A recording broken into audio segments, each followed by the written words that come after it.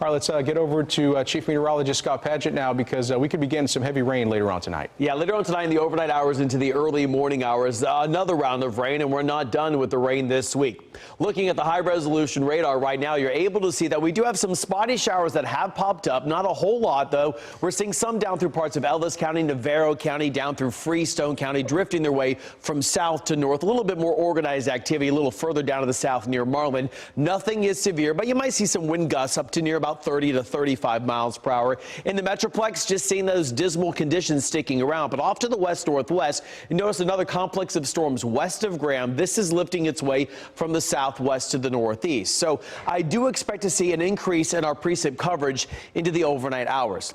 Here's the future sky forecast. Through the remainder of the afternoon, still some scattered showers will be around. But you then notice 7, 8, near 9 o'clock, this complex kind of coming together, drifting its way closer towards North Texas. Also some isolated showers and storms between 10, 11 to near midnight holding on. But then after midnight, near about 1 to 2 in the morning, a little bit more organized rain and storms coming together. That will then shift its way into the Metroplex between about 3 to 6.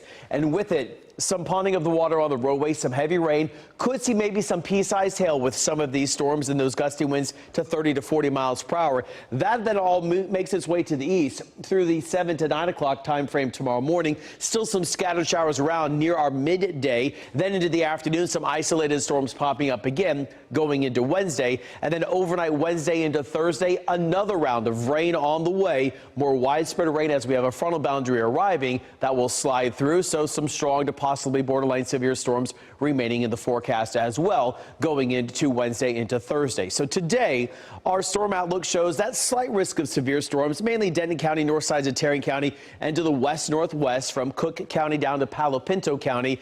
Again, for that pea-sized hail, maybe some winds gusting up to 40 to 50 miles per hour.